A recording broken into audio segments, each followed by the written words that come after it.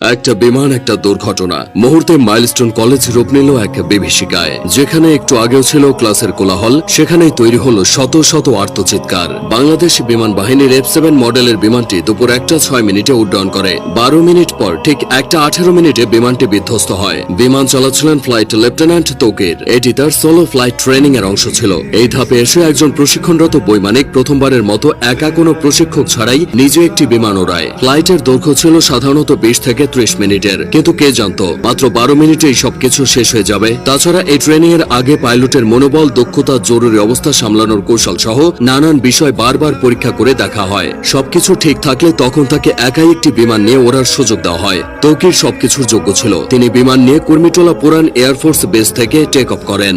এরপর উত্তরা, দিয়াবাড়ি, বাড্ডা, হাতিরঝিল ও রামপুরার ওপর উঠতে থাকেন। তবে কয়েক মিনিটের মধ্যে কিছু সমস্যা দেখা যায়। সঙ্গে সঙ্গে তৌকির কন্ট্রোল রুমে রিপোর্ট করে জানায় যে তার বিমান আকাশে ভাসছে না, মনে হচ্ছে বিমান নিচের দিকে পড়ে যাচ্ছে। কন্ট্রোল রুম থেকে তাকে জানানো হয় তিনি যেন ইজেক্ট করেন তথা বের হয়ে আসেন। বিমান যখন নিয়ন্ত্রণের বাইরে চলে যায় তখন পাইলট নিজেকে বিমানের বাইরে বের করে আনেন প্যারাশুট সহ। এটাই ইজেক্ট, কিন্তু কোনো এক অজানা কারণে তা সম্ভব হয়নি। এদিকে কন্ট্রোল রুমের সাথে পাইলটের যোগাযোগ বিচ্ছিন্ন হয়ে যায়। তার ঠিক 1 থেকে 1.5 মিনিটের মধ্যেই বিমানটি নিয়ন্ত্রণ হারিয়ে উত্তরা মাইলস্টোন স্কুলে বিধ্বস্ত হয়। মূলত স্কুলের আবাসিক ভবনে বিমানটি আছড়ে পড়ে। ভবনটির নাম হায়দার হল। হলের পুরো অংশ ধসে গেছে। বিমানের বড় অংশটা ক্যাম্পাসের মাঝের ফাঁকা অংশে পড়েছিল। বিমানটি একটু পরে আছড়ে পড়লে হয়তো হতাহতের পরিমাণটা কিছুটা কমতো, কারণ ক্লাস শেষের ঠিক পরের সময় বিমানটি আছড়ে পড়েছে। বহু ছেলে মেয়ে ক্লাস শেষে বের হয়ে চলে যেত। যে ভবনে বিমান বাহিনীর প্রশিক্ষণ বিমানটি বিধ্বস্ত হয়েছে সেটি দোতলা ছিল। ক্যান্টিনের পাশেই ওই ভবনটি। ওই ভবনে 2টি তলা মিলিয়ে মোট 16টি ক্লাসরুম আছে আর 4টি শিক্ষকদের রুম। প্রাথমিকের 1ম থেকে 5ম শ্রেণীর ক্লাস হতো এই ভবনে। 3য় ও 4র্থ শ্রেণীর শ্রেণীকক্ষের সামনে বিমানটি বিধ্বস্ত হয়েছে। তখন ক্লাস চলছিল। কিছুক্ষণের মধ্যেই ক্লাস শেষ হতো। ঠিক সেই সময় কলেজের প্রজেক্ট 7 নম্বর ভবনে বিমানটি ধাক্কা লেগে জ্বালানি লিকেজ হয়। পরে প্রজেক্ট 2 ভবনের সামনে আছড়ে পড়ে। বেলা 1টার দিকে স্কুল ছুটি হয়ে যায়। তবে তখনও কিছু শিক্ষার্থী সেখানে অবস্থান করছিল।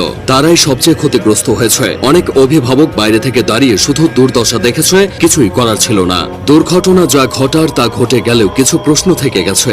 স্কুল কলেজ এরিয়ায় বাস ট্রাকের হর্ন আস্তে করার কথা বলা হয়। সেখানে স্কুল এরিয়ায় প্রশিক্ষণ বিমান ওড়ানো নিয়ে বেশ সমালোচনা হচ্ছে। উন্নত দেশগুলোতে বিমান বাহিনীর প্রশিক্ষণ বিমানগুলো জনমানবহীন এলাকায় এনে ওড়ানো হয়, এই যেমন ফাঁকা মাঠ, নদীর পার বা বিধ্বস্ত কোনো জায়গায়। কারণ একটাই, কোনো অনাকাঙ্ক্ষিত ঘটনা ঘটলে যেন ক্ষয়ক্ষতি এড়ানো যায়। এদিকে ঢাকার মতো জনবহুল শহরে বিমান বিধ্বস্তের এই ঘটনা ক্ষয়ক্ষতির পরিমাণ বাড়িয়ে দিয়েছে। তাছাড়া যে বিমানটি নিয়ে তৌকির বের হয়েছিল সেটি বহু বছরের পুরানো বিমান বলে অনেকে দাবি করছে। এই বিমান এতটাই ঝুঁকিপূর্ণ যে দুনিয়া জুড়ে এটি উড়ন্ত কফিন নামে পরিচিত। এই ধরনের দুর্ঘটনা